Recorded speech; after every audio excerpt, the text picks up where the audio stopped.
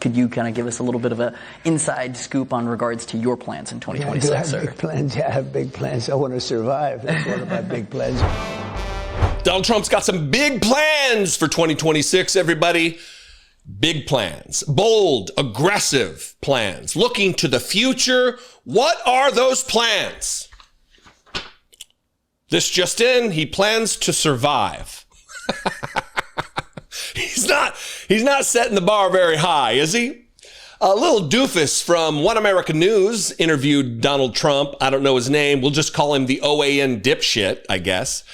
And in this obsequious, bootlicking, sycophantic interview, unlike really, it's become normal for this to happen on Fox News and Newsmax and these other outlets. But OAN is just especially egregious in their ass-kissery of Donald Trump because they want more interviews with Donald Trump. So they have to please the dear leader, who, by the way, isn't looking good. I don't know if it's the makeup that he puts on and then he's wiping his nose and it's rubbing off on the end of his nose, but it's like the reverse Rudolph effect. Something's going on and it's not good. But I want to play for you this question. First, Donald Trump is rambling about how powerful the economy is and people are doing better than they've ever done, which is just a fabrication of a new reality for Donald Trump.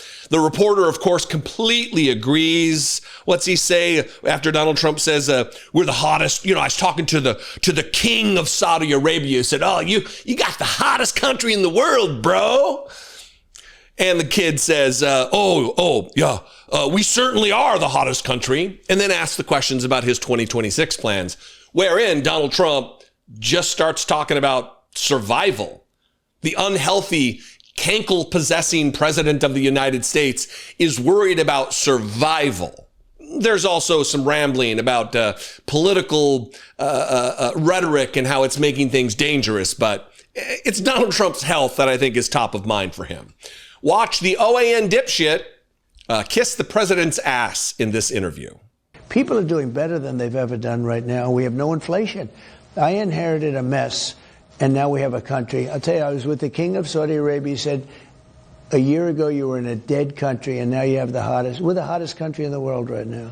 We certainly are. And do you have any big plans for 2026? Do you plan on hitting the campaign trail at all and helping out some of the candidates? Could you kind of give us a little bit of an inside scoop on regards to your plans in 2026, sir? Big plans. Yeah, I have big plans. I want to survive. That's one of my big plans. You look at what's going on, it's crazy.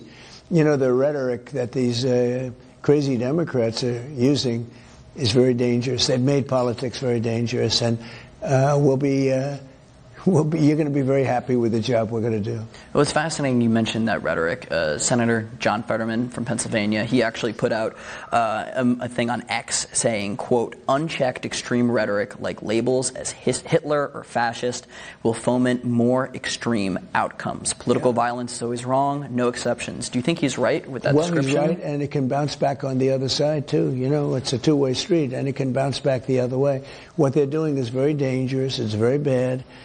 And there probably hasn't been this kind of intensity, maybe in a long time in this country. And that kind of intensity is very bad. They're using rhetoric that's very dangerous. And, you have stupid people doing it, like Crockett. She's a low IQ person. And others that are not smart people. And then you have some smart people doing it, too. And those are the ones you have to be more careful of. So they've got to stop it. They've got to stop it fast. What they're doing is very dangerous, very bad, says Donald Trump, who just the other day at Charlie Kirk's memorial said that he hates Democrats. He hates his opponents. I hate my opponent. And I don't want the best for them. I'm sorry. I am sorry, Erica. But now Erica can talk to me and the whole group, and maybe they can convince me that that's not right, but I can't stand my opponent.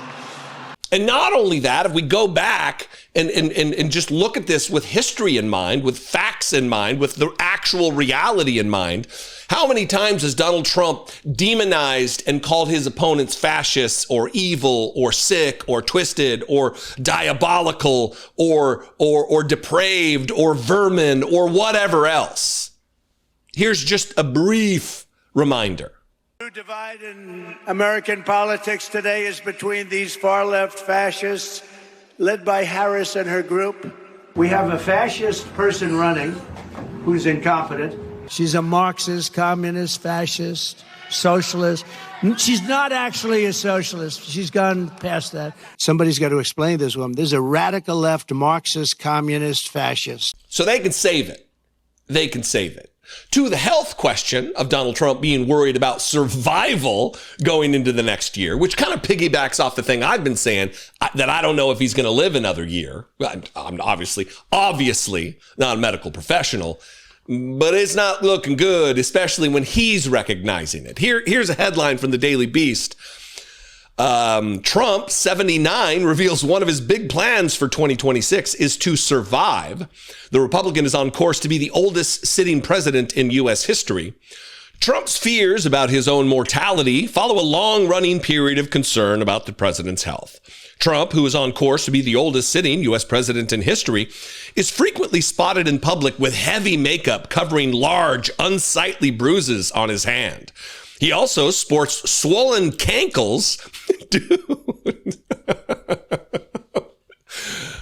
Thank you, Daily Beast. He also sports swollen cankles due to his chronic venous insufficiency, a common condition in men over 70, where weakened vein valves prevent blood from circulating properly in his fat, gross legs. That was my editorialization. Trump has also become increasingly open about concerns that he may not get into heaven once he dies. This includes admitting he desperately wants to broker an end to the Russia-Ukraine conflict, as it would improve his chances of getting into the pearly gates. Quote, "I'm hearing I'm not doing well," Trump told Fox News in August. "I hear I'm really at the bottom of the totem pole. If I can get to heaven, this will be one of the reasons." Trump even used his fears about the afterlife as a fundraising ploy while referencing the assassination attempt in Butler, Pennsylvania, in which he suffered a minor injury to his ear. Quote, "I want to try and get to heaven," Trump's super PAC wrote in a message to supporters.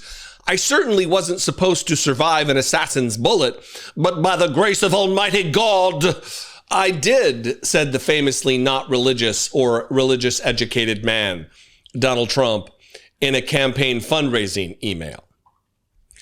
Anyway, what is there to say that will not get me in trouble?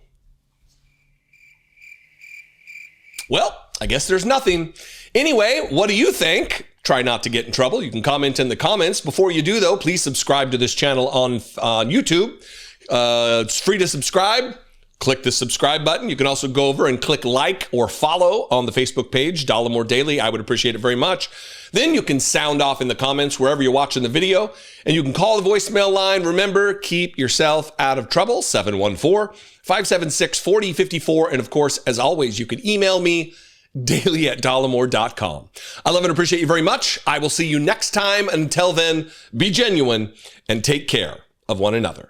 Have you ever had or heard a great idea during a meeting or a conversation, but by the time that you went to jot that idea down, it was just gone? Wouldn't it be great to have a way to capture all the inspirations without breaking the flow of conversation? PlodNote Pro is that answer. PlodNote Pro is a meeting secretary for during and after your meetings, and it takes down detailed minutes, identifies speakers, and creates summaries with actionable to-do lists.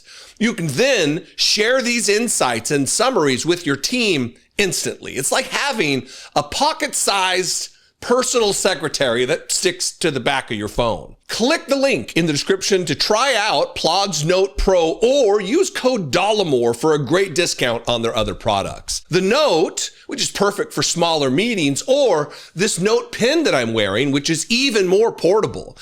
During a meeting, Plod is the perfect work companion. Slim and portable, Plod blends seamlessly with your phone so you can stay fully in the moment to document what matters. Plod can auto-detect whether you are on a phone call or attending an in-person meeting, and it will record and take notes for you in both scenarios. After the meeting, Plod keeps working, generating reports, highlighting key points, and even brainstorming topics with you.